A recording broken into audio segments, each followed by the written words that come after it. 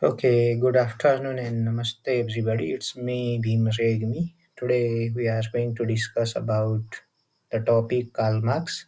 It is incorporated in the textbook of B.Ed first year.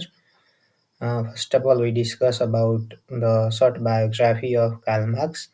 And as you all know that Karl Marx is the great German philosopher. He was an economist, sociologist, journalist, and revolutionary socialist also. And Karl Marx was born on May 5, 1818 in Germany, and he died in London. Okay, he was born in Germany and he died in London, UK on March 14, 1883. And you all have also known that he was the son of Father Henrik Marx. It means the name of his father was Henrik Marx and mother was Henrietta Marx. And Jenny von Westphalen was the name of his wife, whom he married in 1843. And in the same year, that means in 1843, he was forced to leave Germany and he took up his residence in Paris. Okay, it means he was forced to leave his country, that is Germany, and leaving the country, Germany, he started to live in Paris. Okay, that means France. And while living in Paris, he met a son of a wealthy North German businessman named Frederick Engels. And what happened while living in Paris is, it means in 1845 he moved to Brussels, uh, that is the capital of Belgium. And during the revolutionary years of 1848 and 49, he returned to his own country, that is Germany. But again, okay, when he returned back to his country, Germany, again he was expelled from his nation in 1849, and again he started to settle his life going to London. Then what happened here is in 1839 he published a book, that is manuscripts, and on the Jewish question in 1844. And while living in London, he spent his life in poverty, researching and writing on various topics mostly related to the communist movement. Okay, and Jenny Evelyn Frances Marx, Laura Marx, Jenny Langate, Edgar Marx, Henry Edward Guy Marx, Eleanor Marx were the name of his children. And regarding some of his important books, uh, they are the Communist Manifesto, Das Kapital on the Jewish Question, Critique of the Gotha, and the Civil War in France. Okay, these are the world famous book written by Karl Marx. Okay, these are some information to you about the introduction of Karl Marx, or let's say the biography of Karl Marx. Now, influence of Marx on literature. Okay, sometimes you'll be asked a question, what is the influence of Karl Marx on literature? Okay, and at that time, you have to say that, or you have to write that. Uh, Karl Marx did not compose any literature. Okay, he did not compose any literary text, but his theories, okay, Marxist theory, that is highly influenced, or his theory highly influenced literary theory and criticism of the 20th century. Marx has influenced literature in the 20th century more deeply and extensively than the earlier great thinkers and scientists of that time. And Karl Marx's greatest achievement for literature studies was his determination that literature is not written in isolation, but it should be written to solve the social struggle between the classes. It means he says that, the view of Karl Marx is that we have to write literature in order to solve the problems existed in the society. We should not write any piece of writing only for the sake of writing. An influence of Marx on literature can be summarized in the following different points. Okay, so I have tried to summarize his influence in the field of literature, like use of literature as a means of communistic propaganda, means publicity. He says that, and Marxist criticism opposes structuralism. and it focuses on content. It means literature should focus on content, and the good literature opposes the exploitation of upper class over the lower class, and literature should be written to change the society by encouraging social revolution against capitalism. It means we have to write literature in order to bring change in the society, and the piece of our writing should encourage the social revolution against the capitalism existed in that very society. In the same way, a tendency to challenge conventional literary forms and techniques by accusing them as constructs of the bourgeoisie.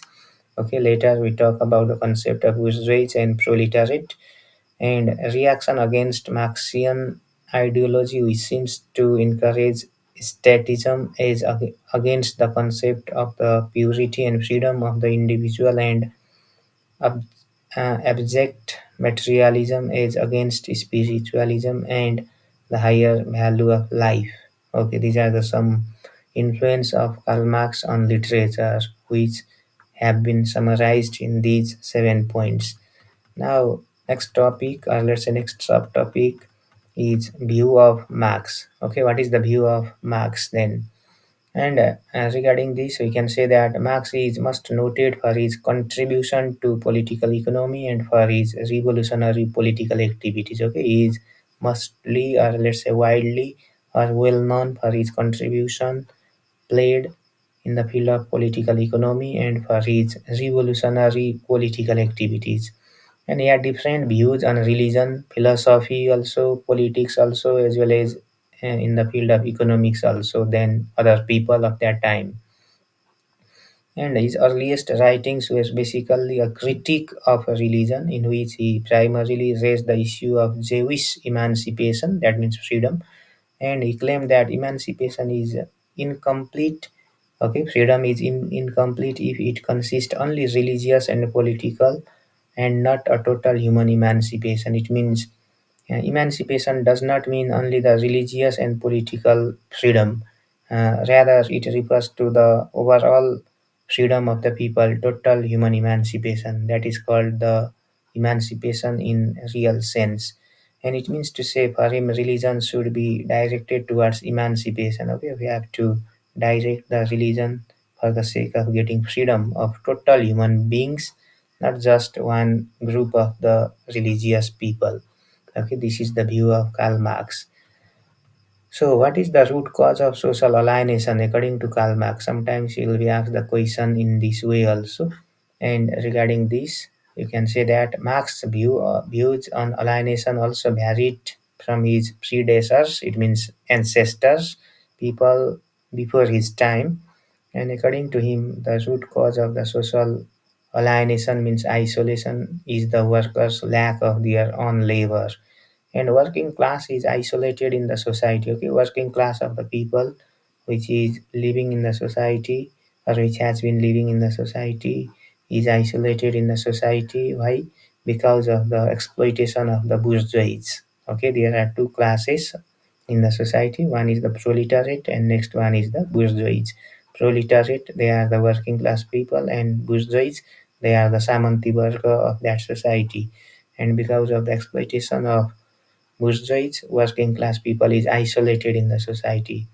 And bourgeois is a French term. Okay, it is a French term which refers to the capitalist, or let's say the upper class people. And in the society, they hold the economic power and property and exploit the working class people. Okay, in the society, bourgeois, they hold the economic power, and always they try to exploit, dominate, and discriminate the working class people.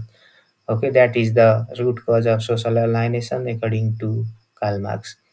And in the text, there is a discussion of the Communist Manifesto also. And what is Communist Manifesto then? Okay, let me explain you. The Communist Manifesto is one of the remarkable publication in the movement of Communist Party, and it is a book, or let's say it is a kind of what a document that was jointly written and published by Karl Marx and Engels in 1848. And according to this manifesto, Okay, based on this manifesto, it can be said that society is classified into two groups, or let's say two classes. They are what? Bourgeoisie and proletariat. So, what are the characteristics of bourgeoisie then? Okay, here in these yellow highlighted sentences, I have discussed about the characteristics of bourgeoisie. For example, bourgeoisie is the capitalist class. They are the rich people. They are also called haves, and all kinds of power like economic, social, political, cultural, etc. These all types of power is in the hand of bourgeoisie, and they want to keep lower class people of the society under their control. Okay, these are the some characteristics of bourgeoisie. In the same way, proletariat, they are the poor people. They are also called haves not. Okay, bourgeoisie is haves, and proletariat they are called haves not, and they are the working class people. Proletariat are the working class people. They are the labor, and they have been dominated and exploited by bourgeoisie. Okay, these are the some differences between proletariat and bourgeoisie. So, due to the continuous exploitation of bourgeoisie upon them, okay, always there is the what domination, exploitation, and discrimination of the bourgeoisie over the proletariat, and because of that continuous exploitation and domination of the bourgeoisie over them, they understand the power of unity finally, to get their right and freedom from upper class people. That's why all the lower class people of the society means proletariat people of the society, they unite together, they gather together and proceeds revolt. Okay, they proceed the revolution against bourgeoisie, and finally they get their right and freedom, and they will be able to establish the communist government. Okay, this is the what crux of the communist manifesto. And finally, in the text, okay, if you go through the original book, the writer has discussed this thing also, how emancipation be achieved. Okay, how can we achieve the emancipation freedom? Okay, what is the view of Karl Marx regarding it? And according to Marx, okay, according to Karl Marx, emancipation means freedom can be achieved through the restructuring of the total social order. Okay, we have to restructure this order of the society already established. That structure of the society need to be restructured. Then only we can achieve the emancipation, or let's say the freedom. And Karl Marx also states that culture is connected in social and economic relations, and he also views that literature is never totally autonomous and independent, but it represents the ideology of the writer. And it means to say that literature is influenced by the ideology of the writer. Okay, finally, what you need to understand is that for the achievement of emancipation in the society, this already structured what order of the society need to be restructured. Okay, then only we can achieve the emancipation or freedom. Okay, this is all about the text Karl Marx, and I hope that you will be able to get some ideas and information about this text with the help of this short video. Okay, thank you everybody, thank you very much.